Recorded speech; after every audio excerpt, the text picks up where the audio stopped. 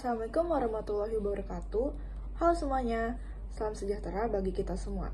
Perkenalkan, saya Anissa Arka Valeriana dari Program Studi Sistem Informasi Universitas Singapura Bangsa Karawang. Kali ini saya akan menjelaskan materi dari buku Hard Money Revolution, yaitu Bitcoin versus emas untuk menguasai ekonomi global yang dibuat oleh dosen saya. Nah, yang pertama kita harus mengetahui dulu, apa itu hard money? Jadi, hard money itu atau dalam bahasa Indonesianya sering disebut sebagai uang keras. Adalah itu jenis uang yang punya nilai nyata, tidak mudah rusak nilainya dan bisa bertahan dalam jangka panjang. Kalau uang yang kita gunakan sehari-hari sekarang, yaitu uang kertas atau bisa juga dipanggil dengan fiat, nilainya sebenarnya tidak berasal dari kertas itu sendiri. Jadi nilainya itu hanya karena pemerintah dan masyarakat sepakat untuk menganggapnya bernilai. Inilah mengapa uang fiat itu bisa kehilangan daya beli jika pemerintah terlalu banyak mencetak uang atau menyebabkannya inflasi. Nah, berbeda dengan uang fiat, hard money biasanya punya nilai intrinsik. Artinya, uang keras punya nilai yang melekat pada dirinya. Contohnya, emas dan perak. Kedua logam mulia ini dianggap bernilai sejak ribuan tahun yang lalu. Bukan karena ada undang-undang yang mewajibkan, tapi karena manusia dari berbagai peradaban yang sepakat bahwa emas dan perak memang berharga. Ada beberapa ciri utama yang membuat sebuah bentuk uang bisa disebut sebagai hard money. Yang pertama, kelangkaan. Hard money itu harus langka, tidak bisa diproduksi seenaknya. Misalnya emas.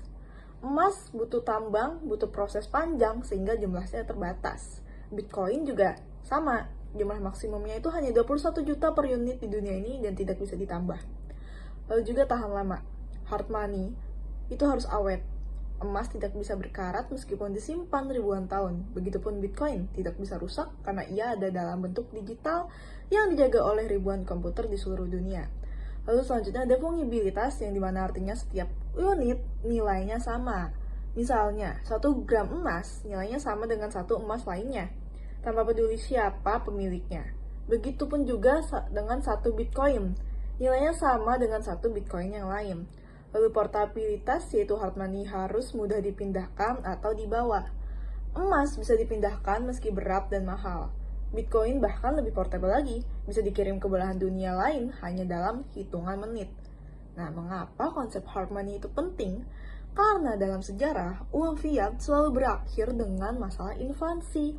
Pemerintah seringkali tergoda untuk mencetak uang lebih banyak guna membiayai perang, proyek besar, atau menutup defisit.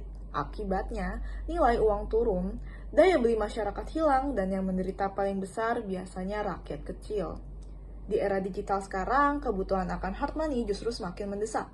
Kita butuh sistem uang yang terpercaya, tidak bisa dimanipulasi pemerintah atau bank sentral, lalu transparan, sehingga semua orang bisa tahu jumlahnya dan prosesnya. Tahan inflasi agar nilai tabungan masyarakat tetap terjaga. Inilah yang membuat pembahasan tentang emas dan Bitcoin menjadi penting. Keduanya dianggap sebagai bentuk hard money modern. Emas, dengan keunggulannya sebagai aset klasik yang terbukti ribuan tahun, dan Bitcoin sebagai inovasi baru di era digital. Lalu selanjutnya kita ada sejarah emas sebagai hard money. Sejak ribuan tahun lalu, emas sudah jadi simbol kekayaan dan alat tukar. Di zaman Mesir dan Romawi, emas digunakan dalam perdagangan internasional. Kelebihan emas itu antara lain dia memang tidak berkarat, terus langka, jadi nilainya itu terjaga. Dia juga terbukti bisa menjaga daya beli. Sebagai contoh, di zaman Romawi, 1 ons emas bisa membeli pakaian berkualitas, yang dimana sampai sekarang 1 ons emas masih bisa beli jas bagus. Tetapi emas juga punya kelemahan, yaitu antara lain dia juga sulit dibawa dalam jumlah besar.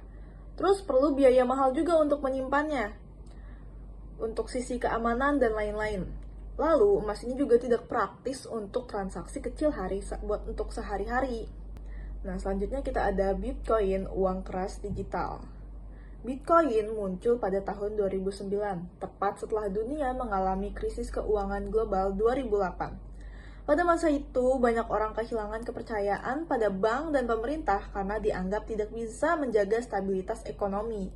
Dari situlah muncul sebuah ide revolusioner.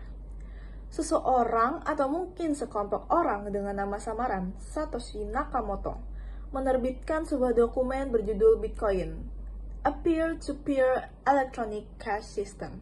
Dalam dokumen ini, Satoshi menjelaskan konsep uang digital yang tidak dikendalikan oleh bank sentral, tidak bisa dimanipulasi, dan bisa dikirim langsung dari satu orang ke lain tanpa perantara. Bitcoin bukan hanya sekedar teknologi baru, tapi juga filosofi baru tentang uang. Filosofi ini lahir dari keinginan untuk menciptakan sistem keuangan yang desentralisasi. Artinya tidak ada satu pihak yang berkuasa penuh. Lalu transparan, semua orang bisa melihat catatan dari transaksinya. Lalu tahan sensor, yaitu tidak bisa diblokir oleh pemerintah atau bank. Lalu juga melindungi kebebasan finansial, karena setiap orang bisa menyimpan dan memindahkan uang tanpa izin pihak ketiga. Nah, kenapa sih mengapa Bitcoin ini bisa dianggap hard money? Jadi dia memiliki karakteristik yang antara lain itu kelangkaan digital. Pasokan Bitcoin ini dibatasi maksimal 21 juta unit. Tidak peduli berapa banyak orang yang menambang, jumlah itu tidak akan pernah bisa ditambah. Hal ini mirip dengan emas yang langka di alam, tapi Bitcoin bahkan lebih ketat karena sudah diatur dalam kode. Lalu juga transparansi dan kredibilitas. Setiap transaksi Bitcoin dicatat di blockchain, sebuah buku besar digital yang bisa diakses siapa saja. Jadwal penerbitan Bitcoin juga jelas. Setiap 10 menit muncul Bitcoin baru. Dan setiap 4 tahun, jumlah hadiah yang diberikan ke penambang berkurang separuhnya. Atau bisa juga disebut halving. Pola ini sudah ditentukan sejak awal dan tidak bisa diubah. Lalu ada desentralisasi. Jaringan Bitcoin ini dijalankan oleh ribuan komputer di seluruh dunia. Tidak ada server pusat, tidak ada perusahaan tunggal yang mengontrol untuk menghentikan Bitcoin, artinya semua komputer di dunia harus dimatikan, dan itu hampir mustahil. Lalu selanjutnya ada portabilitas dan divisibilitas. Bitcoin ini bisa dipindahkan kemana saja dalam hitungan menit. Bahkan kita bisa membawa seluruh kekayaan Bitcoin hanya dengan mengingat 12 kata rahasia atau seed phrase. Selain itu, Bitcoin bisa dibagi hingga 0,0 sekian 1 BTC, yaitu atau satu Satoshi, sehingga cocok untuk transaksi kecil maupun besar. Tapi tentu saja Bitcoin juga punya tantangan. Itu seperti harganya sangat fluktuatif dalam sehari.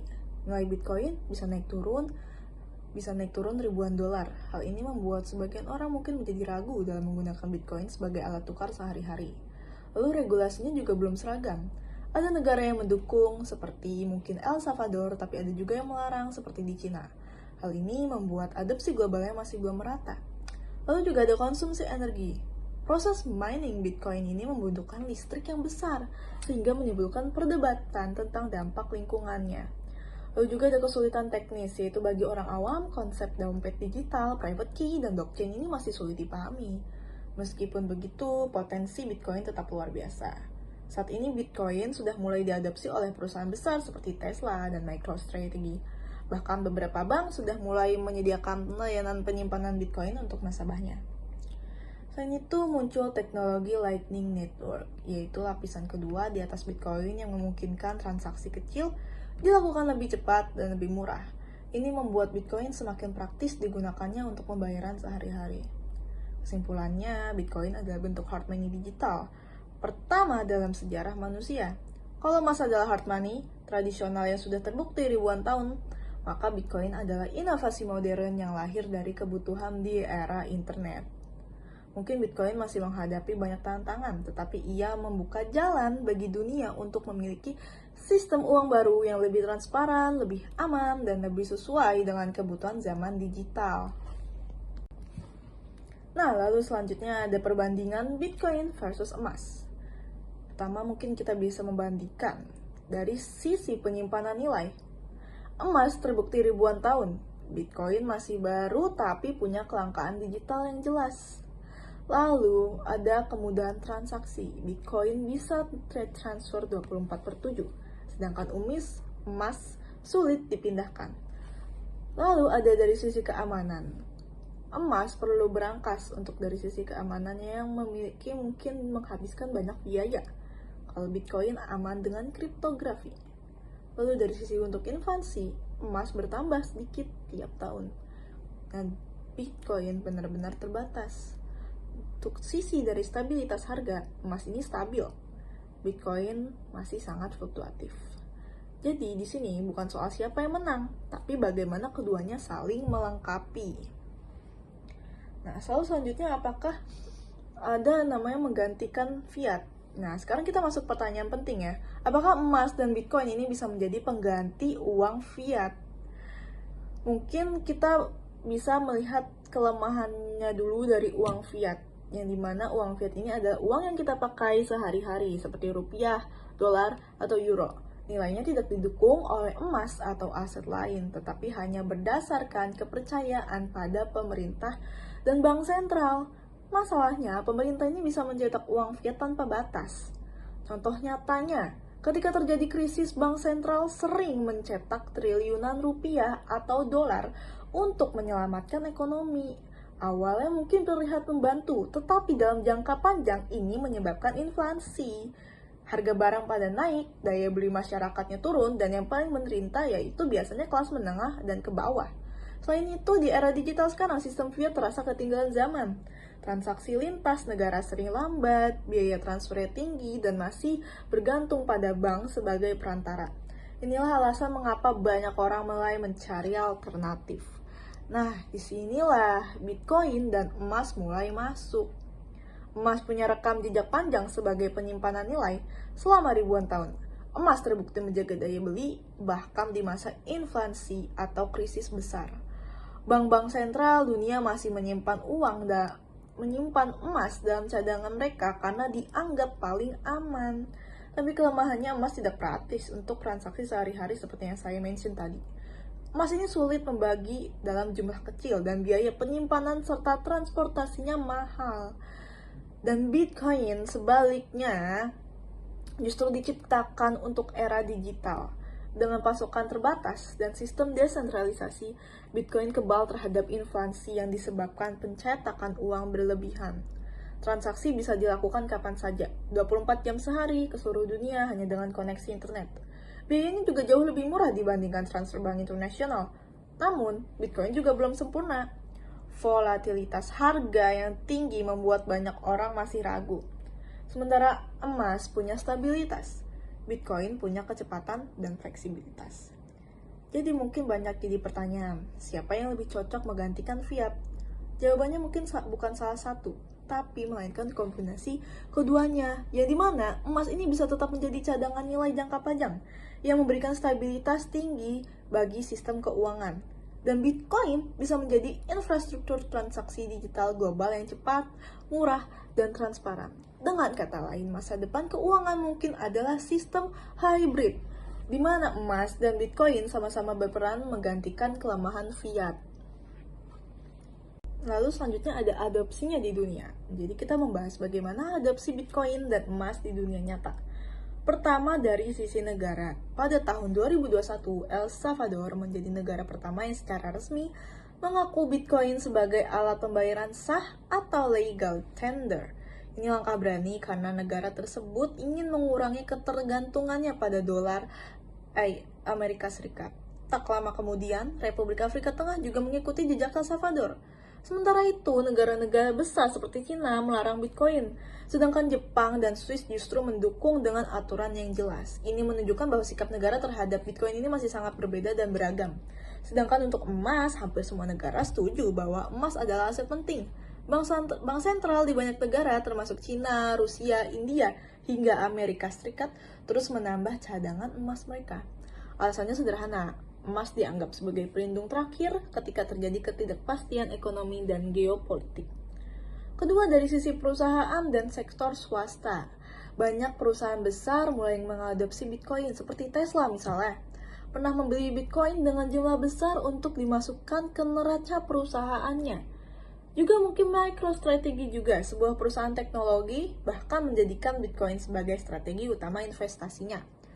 Lalu juga ada perusahaan raksasa pembayaran seperti PayPal dan Microsoft juga membuka layanan transaksi menggunakan Bitcoin. Ini menandakan Bitcoin sudah semakin diterima di dunia bisnis. Untuk emas, adopsinya lebih tradisional tapi juga tetap kuat. Selain dipakai sebagai perhiasan, emas juga diperdagangkan dalam bentuk ETF. emas, atau Exchange Traded Fund, sehingga investor bisa memiliki emas tanpa harus menyimpannya secara fisik.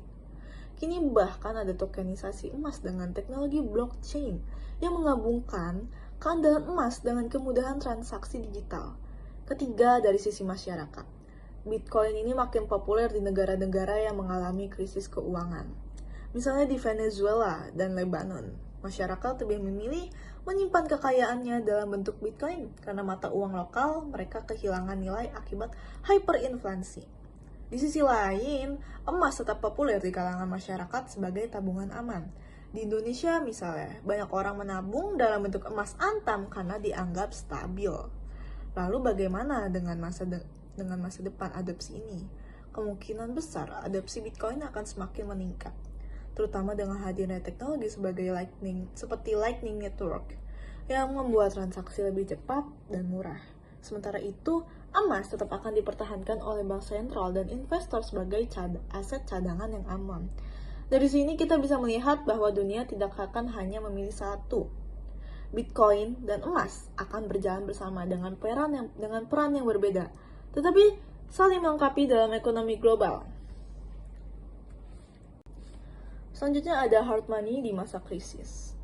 Emas terbukti jadi penyelamat di masa krisis, misalnya depresi pada tahun 1930 dan krisis tahun 2008. Ketika uang fiat kehilangan nilai, emas tetap dicari.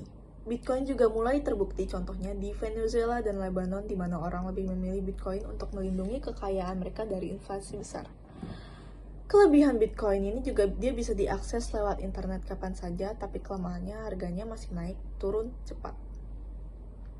Lalu selanjutnya ada masa depan hard money. Setelah kita membahas emas dan Bitcoin secara terpisah, lalu melihat bagaimana keduanya diadopsi di dunia, pertanyaan besar yang muncul mungkin adalah seperti apa masa depan hard money ini?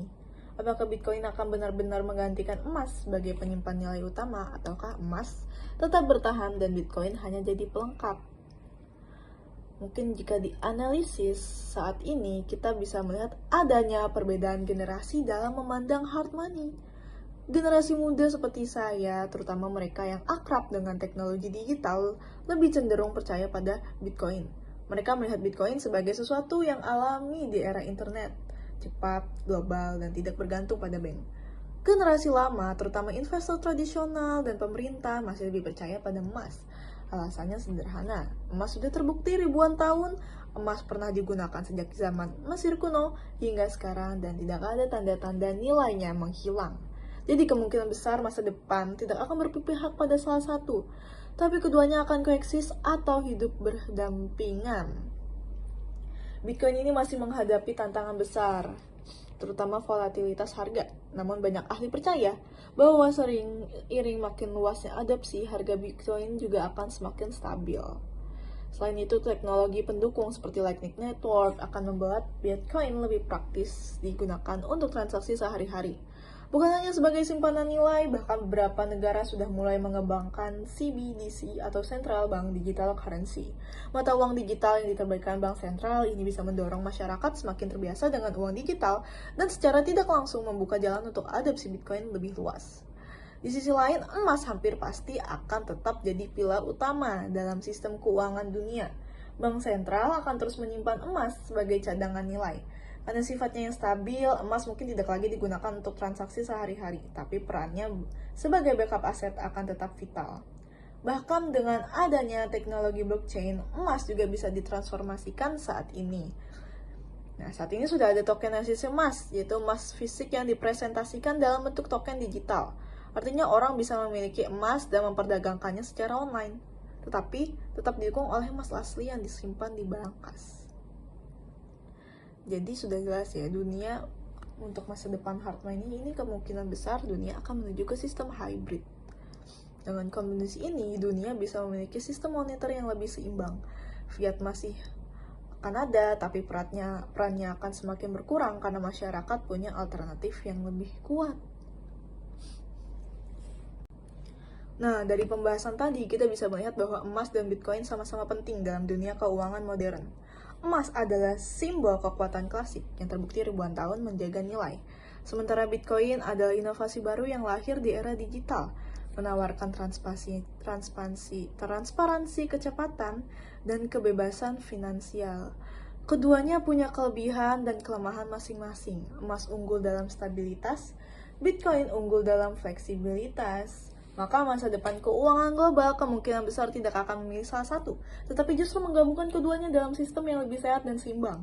Jadi memahami hard money ini bukan hanya tentang investasi, tapi juga tentang bagaimana kita mempersiapkan diri menghadapi perubahan besar dalam sistem ekonomi dunia. Mungkin segitu saja dari saya, mohon maaf jika ada kesalahan kata. Wassalamualaikum warahmatullahi wabarakatuh.